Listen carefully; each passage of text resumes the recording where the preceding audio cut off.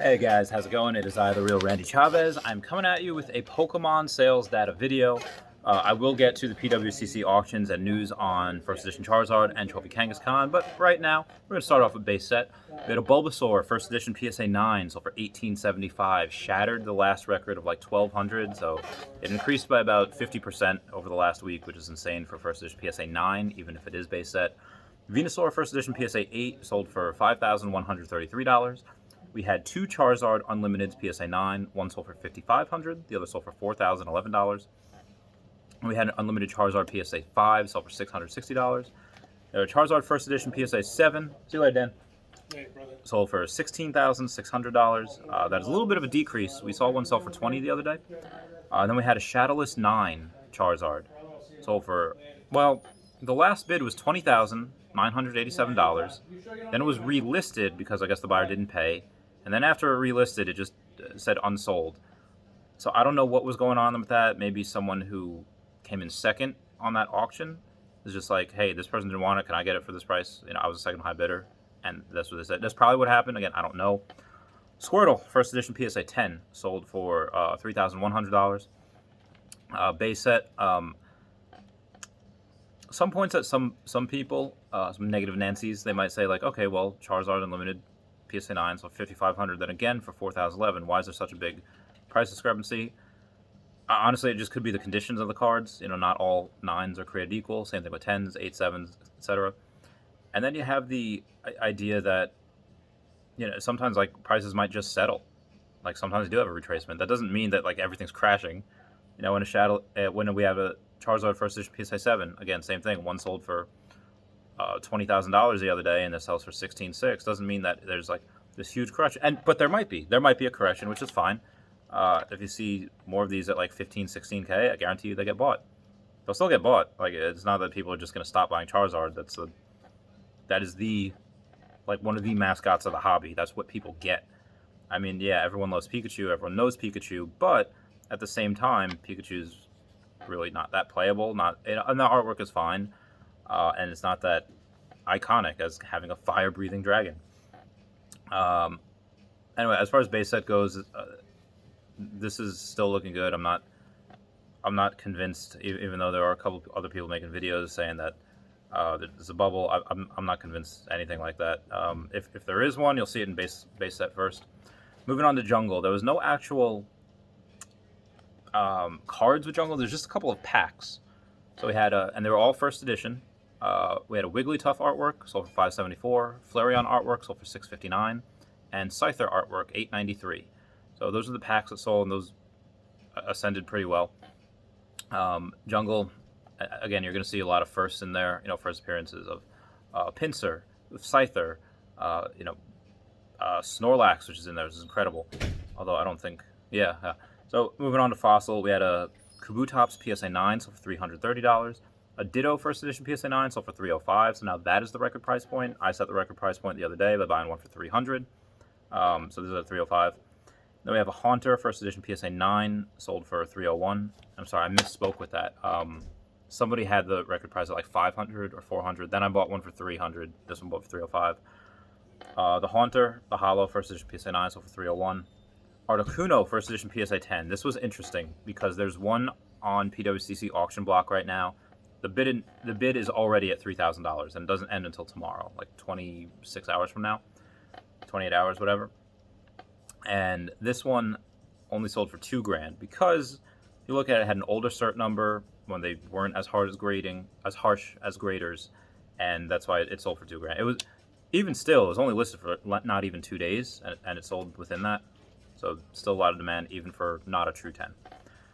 Packs from Fossil. We had a Aerodactyl pack, First Edition, sold for $652. A Lapras pack, First Edition, sold for $672. And a Zapdos pack, First Edition, sold for $711. I don't know why Lapras sold less than Zapdos. I think Lapras is probably like one of the more exciting cards you want to pull. Is it a legendary bird? No.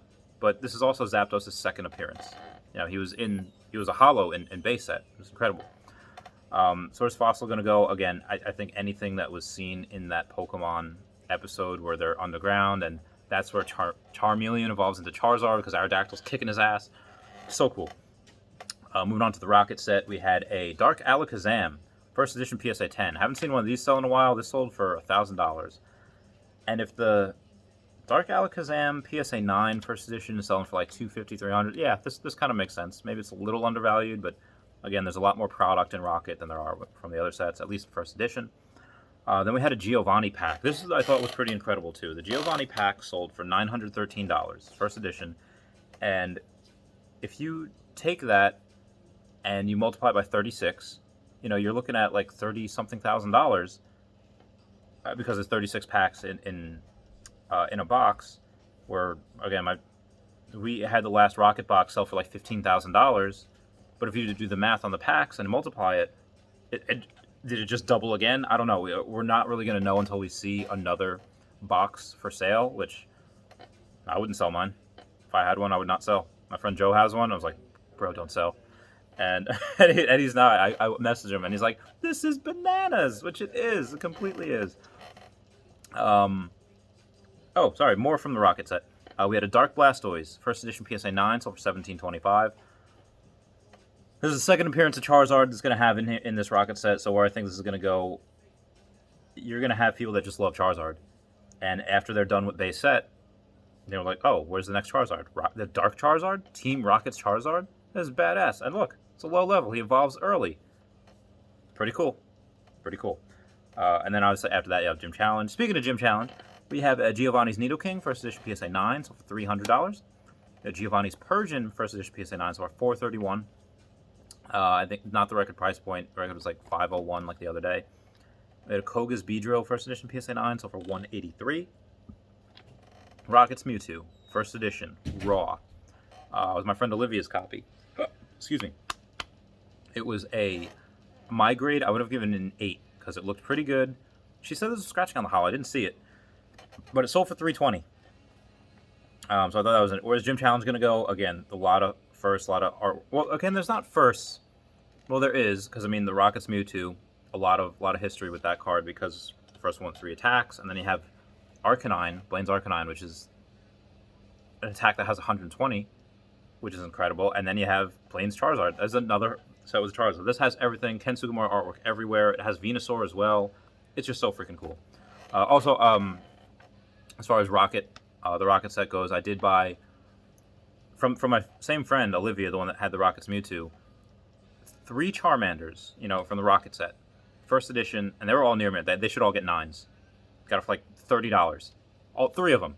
They're easily like $80 a card. But yeah, I guess the person I was bidding against just didn't notice or doesn't recognize. But yeah, I was just like, at the end, I was winning like $15. I was like, there's no way. Finally, I get outbid. It's like, I'm not going to get outbid. $100 just in case, because no way was he going to do that. Yeah. So Gym Challenge, I think will exceed Rocket, and partly because it's I think it's better artwork. I think the cards are better. They're more playable, but also because it wasn't printed as much, so it's going to be scarcer. It's going to be not as it's going to be not as easy to find. So moving on after Rocket, we have Neo Genesis. We have a Typhlosion 17, first edition, PSA 6, sold for $590. We have a Feraligatr, number 5, so the one that's harder to find, harder to grade. First edition PSA 9 is for $850. I think this is a $1,000 card, minimum. And then from Neo Genesis, again, this is the first gen, the first set of the second generation. So this is going to be probably one of the bigger ones as well. Neo Rev, the only thing we have here is packs. Suicune pack sold for $863, and a Raikou pack, and these are both first edition. Raikou sold for $1,210. Damn, Raikou getting it in. Raikou giving Suicune the business. Sorry. Moving on to, all right, Neo Rev, yes, the first one that introduces Shinings with a, congrats, thanks, man.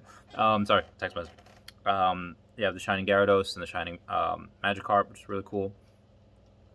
Neo Destiny. We have a Shining Charizard, first edition, raw. I would have given it a 7. It looks pretty good. Sold for $3,650. If it gets a 7, I think that's maybe about right. Yeah, if the 9 gets like 15, and the 8 gets about 7, yeah, that works out. And then we had a dark. Oh, a dark for alligator, first edition, raw. I would have given it an 8, and then it sold for $205. Makes sense, right? Yeah. Then after that, we have a Japanese promo, just 2005 Victory Medal. You know, the more Pikachu's on there. And all right, resent. That sold for $213. Where's Neo Destiny gonna go? So much artwork, so many first and last. There's just, again, you have so many shinings in there, so many secret rares, and it's the last set to have that first edition stamp. Oh, catch you later, Al. Peace.